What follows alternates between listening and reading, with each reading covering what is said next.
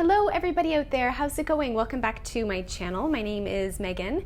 I'm a certified holistic nutritionist and I am passionate about gut health, and I get asked quite a lot of questions regularly about gut health and what are some of my best tips, and so that's what today's video is all about. Today I'm going to be going over the basics of digestion and the digestive process. I'm going to take you through that, and then throughout the video I'm also going to be sharing with you 5 must-know tips for supporting and improving digestion. I've also written up a much more comprehensive blog post though to go along with this video, so I'll leave it linked below for you to read more on today's topic. So let's get started.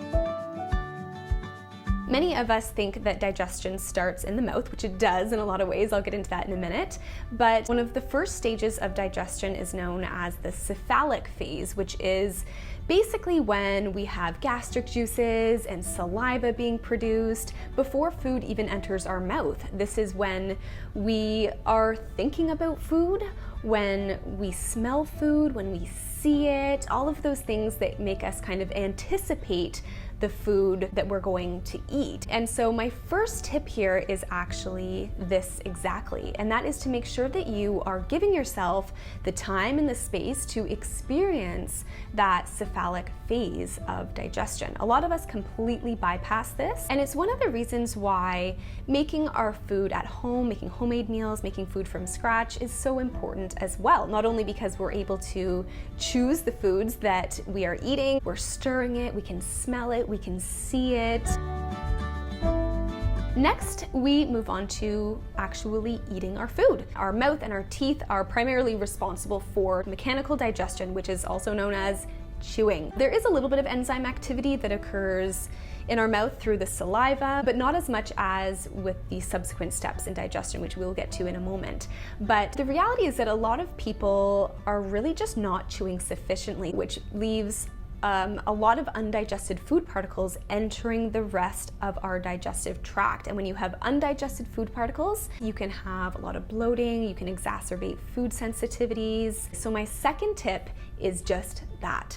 Make sure that you are chewing your food sufficiently. You can tell that you've chewed sufficiently when the food that's in your mouth becomes a complete paste. There aren't large chunks, everything is completely fluid and paste-like.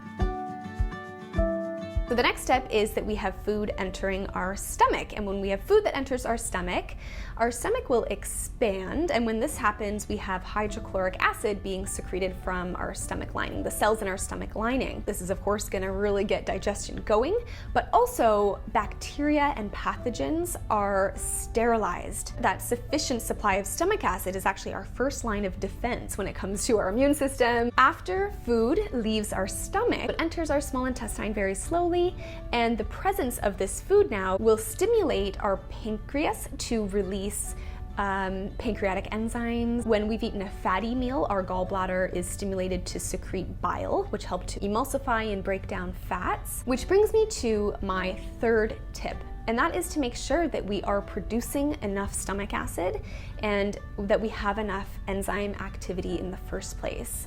So there's a number of things that can decrease our stomach acid levels or have us not being producing enough in the first place. Stress is a huge part of really impeding the digestive process, because when we are in our sympathetic state, our sympathetic nervous system, which is responsible for fight or flight, digestion shuts off. But when we are in our parasympathetic nervous system state, which is rest and digest, some of you might be familiar with that term, it's quite literally responsible for just that. It's responsible for resting, for digesting our food.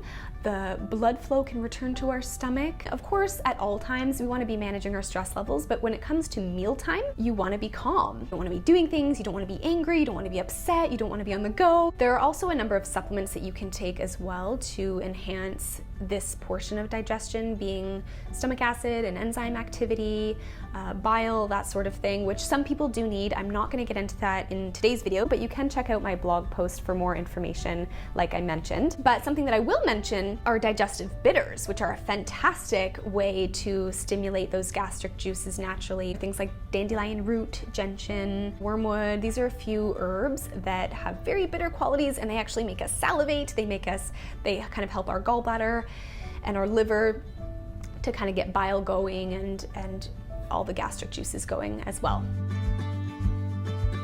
Next up is absorption. After we have broken down all that food into the basic building blocks being amino acids and vitamins and different minerals and fatty acids, those nutrients are absorbed in our small intestine through villi and microvilli. So our intestines aren't just flat pieces of skin. They're actually lined with kind of like these projections like this. They go like this all along the surface at a microscopic level, all along the surface of your intestines. It helps to increase the surface area by doing this. But on those projections that look kind of like this, on there's even more tiny little projections called microvilli. And through those cells, that's where food is absorbed. Yay! And then the remainder of kind of what's left of that foody substance moves into our large intestine, or our colon, which primarily is just responsible for reabsorbing water into the body so that we can form a proper stool. But our large intestine is also the home of trillions and trillions of bacteria. That good bacteria is critical for helping to manufacture different vitamins. Bacteria can have an effect on our mood. There's something called the gut-brain axis. And of course, our immune system, almost 80% of our immune system is found in our gut. So that's why good bacteria is so important, which brings me to my fourth tip here, and that is to ensure happy, healthy gut bacteria or gut flora. And we can do this in a number of different ways. One way is to avoid antibiotics as much as we can. We want to avoid things like too much alcohol, going to really mess up that bacterial balance, as well as too much sugar or refined carbohydrates can really feed a lot of bad bacteria and create something known as dysbiosis, where there's too much bad bacteria, not enough good bacteria, and then you got a bit of a war going on. So that creates a lot of symptoms as well for a lot of people. But another thing that we can do to support our gut flora and the microbiome happening inside of us is through probiotics. You can do that by taking a supplement, or another thing that you can do, which is fantastic, and you can do this more on a regular basis, are eating fermented foods. These are great. So sauerkraut, kimchi, you can have different types of fermented yogurts. If you can do dairy, then that's great. And the last stage of digestion is, of course, the exiting of the food. And my last tip is to go to the washroom in a squatting position. Because of the advent of the modern day toilet, we are sitting upright in a position like this, which can negatively impact the way that contents are moving through us and out of us. But when you're able to put yourself into more of a squatting position, things are able to move a lot easier out of your body. So what you can do, a really fantastic thing, maybe some of you are already doing this, is using a stool, just a really small stool that you can use at the base of the toilet to put your legs up on so that your body becomes a little bit more folded. And that is it for today. That is all I wanted to share with you. I hope you found this video useful. I would love to hear from you. Let me know in the comments if you have any questions whatsoever. You can leave me some questions as well for future videos that I will do on gut health. Thank you so much for watching. I will see you very, very soon.